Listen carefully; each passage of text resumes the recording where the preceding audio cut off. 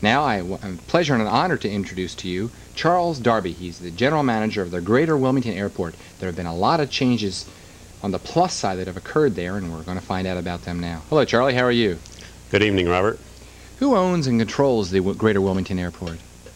The Greater Wilmington Airport is owned by Newcastle County, and it's administered to by the executive branch of the county government, the Rick Collins administration, if you will.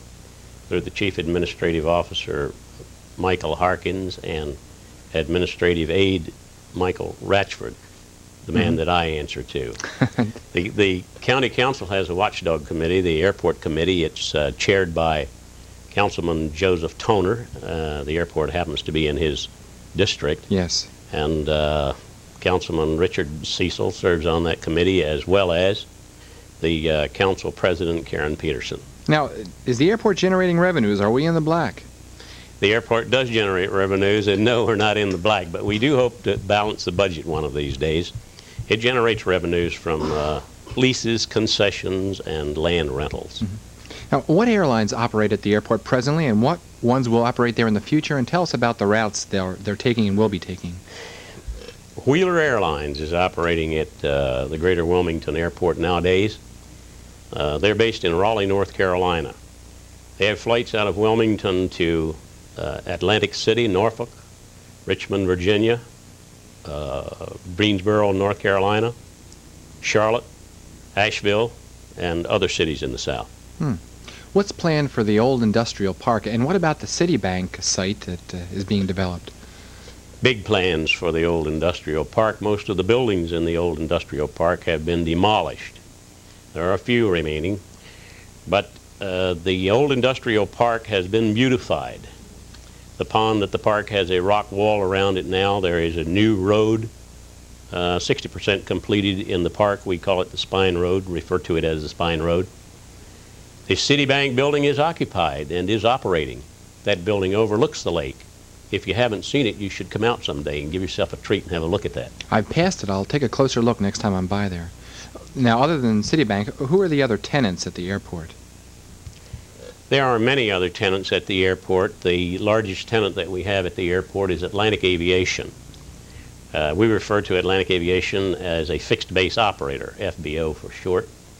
And they employ many hundreds of people and have a business that covers mostly corporate aircraft, maintenance, sales, and refurbishing. I see. There is a smaller FBO on the airport, Dawn Aeronautics, caters to the smaller aircraft maintenance and flight instructions and so forth. Now, what about this new $1 million restaurant that I've heard is going to be constructed at the airport? I'm interested in hearing about that. Well, thanks. There will be a new $1 million restaurant constructed at the airport. The people who are constructing it is the Specialty Restaurants Incorporated out of California. They construct restaurants on airports that have an aviation motif. All of the restaurants on airports overlook the active runway, and the main dining room overlooks that runway so that the airplanes taking off and landing can be viewed by the diners. When can we expect this to be completed? We had hoped that they would have it closed in before the snow flies. So we're keeping our fingers crossed on that one. What about the noise? Do local residents complain about the noise that the airport makes? Yes, Robert. Local people do complain about the airplanes flying over their houses. They complain mostly when we have the north-south runway closed, and they have to use the east-west runway. The most populated areas are on the ends of the east-west runways. But it is a rare complaint that we don't satisfy. I'm glad to hear that. Did the controller strike have any effect on the airport? The controller strike had some effect on the airport. Operations fell off a little bit, but how can you speculate on that? Because operations were on the downtrend before the controller strike last year in August. We like to think that the effect on the operations at the airport was really more because of our economic times.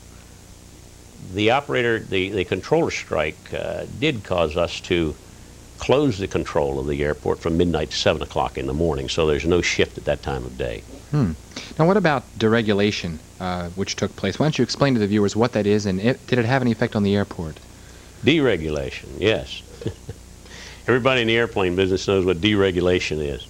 Heretofore, the airlines were regulated by the Civil Aeronautics Board. The airlines could do almost nothing. They couldn't fly a route unless it was approved by the Civil Aeronautics Board. Their fares were even controlled by the Civil Aeronautics Board.